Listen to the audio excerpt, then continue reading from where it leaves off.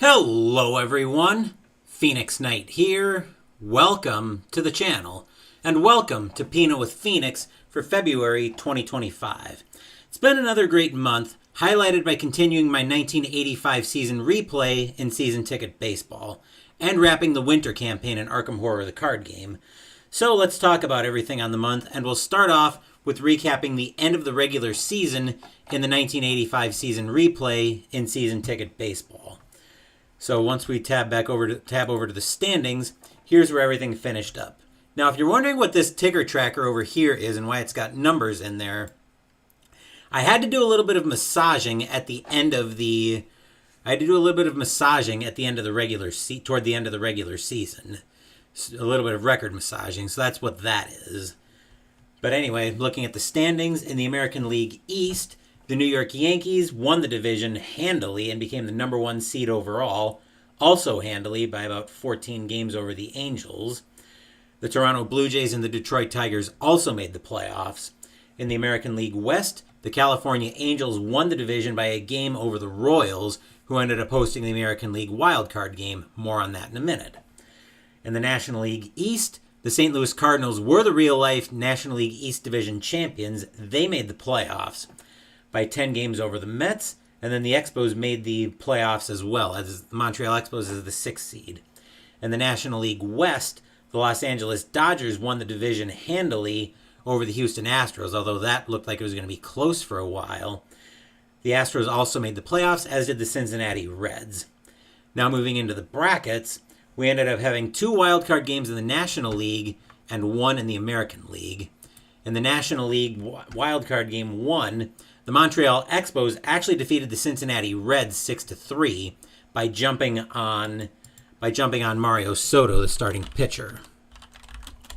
And as you can see, yes, the Expos also defeated the Mets 3-2 by snatching victory from the jaws of defeat in the second wildcard game.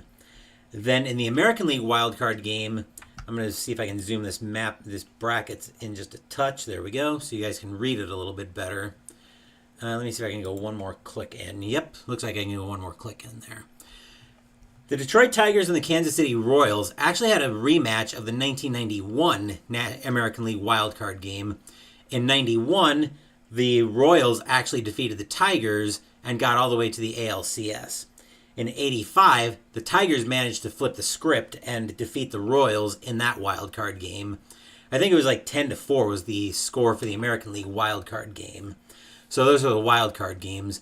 Then moving into the division series, we'll see that the Houston Astros took Game 1 over the St. Louis Cardinals, as did the Toronto Blue Jays over the California Angels, the Los Angeles Dodgers over the Montreal Expos, and the New York Yankees earlier tonight just snatched victory from the jaws of defeat, as the Detroit Tigers almost managed to win Game 1 of that series. But that series I always knew was going to be a fight going into it. And we've got a very wild ride, so hopefully you guys are enjoying the ride through the 1985 playoffs in Season Ticket Baseball.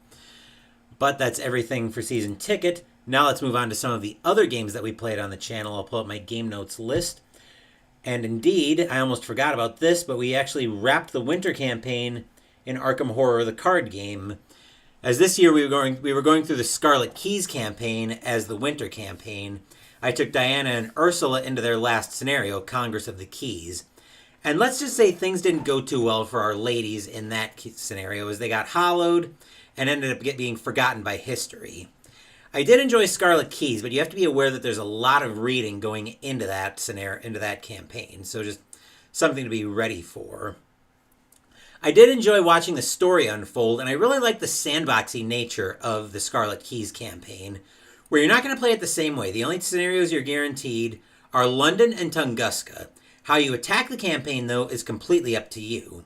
Whereas, unlike the other scenarios, where it's basically a straight line, like with the Night of the Zealot, you'll go through the Gathering, then you'll have the Midnight Masks, then the Devourer below. In Scarlet Keys, you'll start off in London, then maybe you go over to, say, Buenos Aires, or maybe you go down to Havana, then from there you go wherever. But I really like that aspect of the Scarlet Keys campaign, where it's a globe-trotting sandbox is what it is, and I see OBS is going nuts on me here tonight.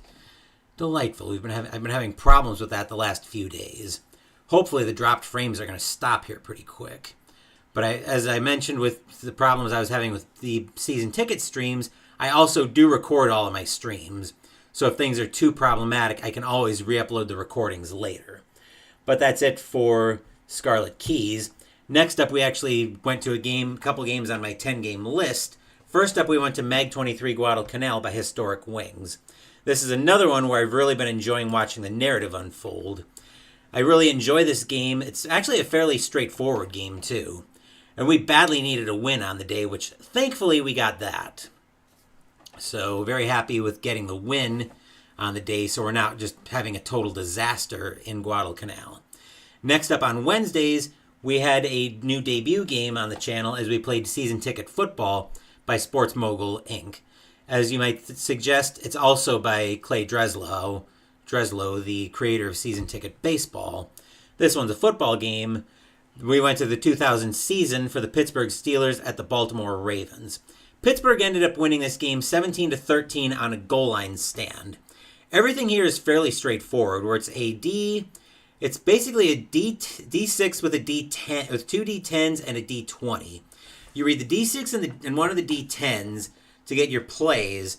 Then your colored D10 is a test die, and then occasionally the D20 is a player die to identify like who's making the catch, who's going for the run, whatever.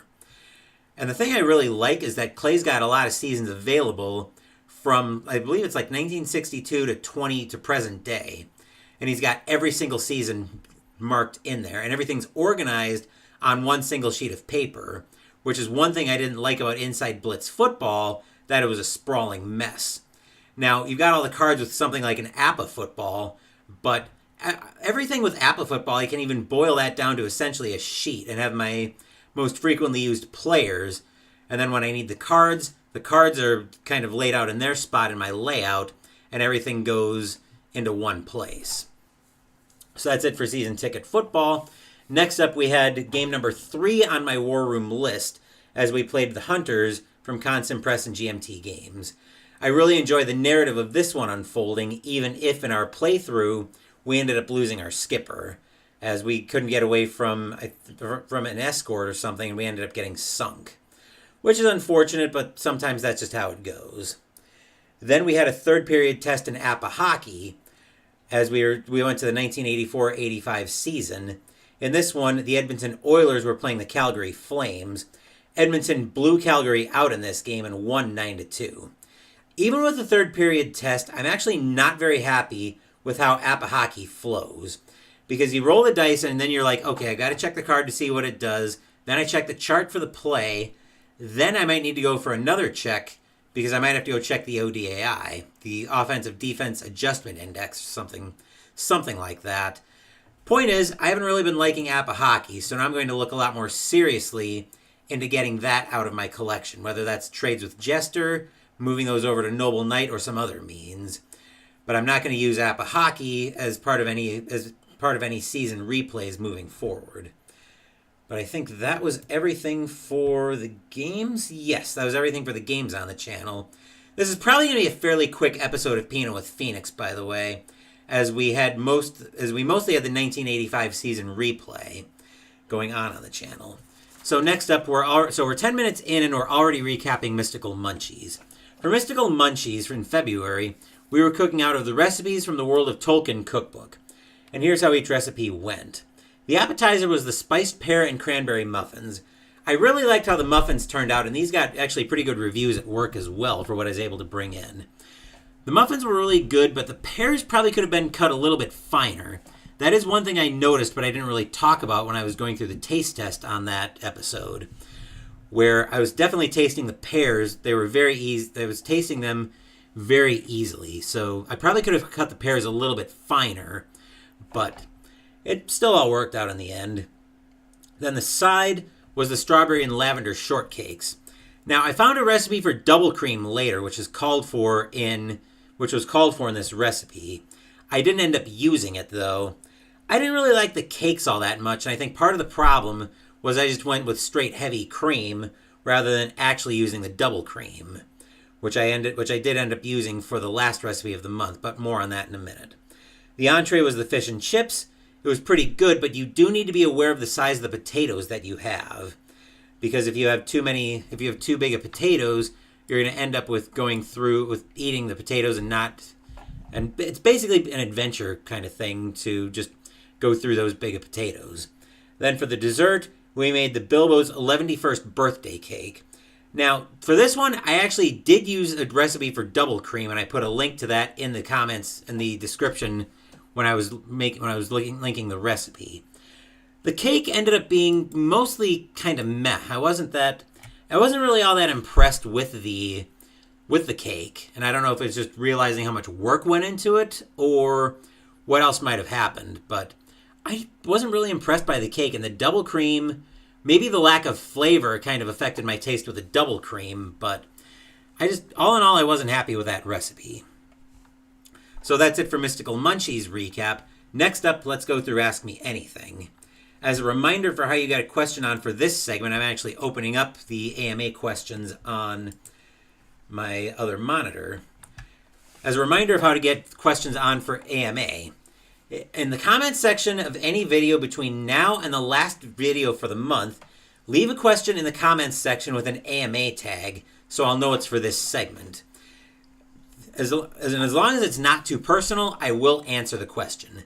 As far as what I consider to be too personal, just use a little bit of common sense. There's no real hard and fast rule. Admittedly, it's totally my decision on what gets answered on Pinot with Phoenix for AMA and what doesn't. The kind of the guideline I give out for Ask Me Anything is if you don't want it asked of you, don't ask it of me. Like I said, no hard and fast rules, just kind of a general guideline. Turns out we did have an AMA question this month, and when I did my Tuesday unboxing on the 11th, Jester wanted to know when I was going to get Dwellings of Eldervale to the channel. That's the huge game that I went through unboxing. My plan right now with that is to put that on the channel during the off-season once my 1985 replay is over, because we definitely are in the tail end of that replay. I'll have to project out exactly how the schedule is going to play out, but I will have a better idea of that we'll probably want in another round or two of the playoffs. But that's it for AMA. As you can see, we only had the one question for the month. And I didn't have any special topics I wanted to talk about this month, so we can move straight into what's coming in March. So, as you saw, we just started the 1985 playoffs in season ticket baseball, and that will continue and ideally end in March, but I have projected the schedule out. I'm expecting the playoffs to end sometime in April, assuming every series goes the distance, which is far from a surefire thing, but we will find that out as the playoffs continue to unfold. As for the other games, Sundays will feature 2 new debuts on the channel. We'll lead off the month by playing Arc Nova, then we have This War of Mine after that, and then we're going to do a third period test of Inside the Crease hockey, similar to what I did with APA hockey late last month, which was the last Wednesday of the month. The last 2 Sundays in March are also going to feature 2 new debuts and 2 more games off my War Room list. We'll be playing Undaunted 2200 Callisto and Twilight 2000, both of which are off of my War Room 10-game list for this year. As for Wednesdays, we'll lead that off with another debut on the channel as we play Invaders from Dimension X by Tiny Battle Publishing. After that, we're going to play Twilight Inscription, Expeditions from Stonemaier Games, and Star Wars Force and Destiny.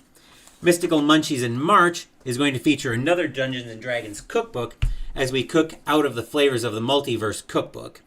We'll be cooking Halfling Iron Rations, Tavern Noodles, Rothy's Steak, Chirper's Sugar Biscuits, and we'll need a drink as we make Erlemeyer's Dragonfire Punch. Now let's wrap this video up. Tomorrow we'll feature the appetizer out of the flavors of the Multiverse cookbook on Mystical Munchies as we make the Halfling Iron Rations. After that, I'm planning on having 2 games in the 1985 playoffs and season ticket baseball. First up for sure, we'll have Game 2 of the National League Division Series between the Houston Astros and the St. Louis Cardinals as we'll be back at Busch Stadium. As Mike Scott will be going for the Astros, and John Tudor will be going for the Cardinals. Sunday we'll be playing Arc Nova, and Wednesday we'll be debuting Invaders from Dimension X. Thank you for watching the video. Please give the video a thumbs up and subscribe to the channel. Be sure to turn on notifications so you get my content. Be well, stay safe, take care of yourselves and your loved ones, and I'll be back with more videos in the future. Until then, take care everyone.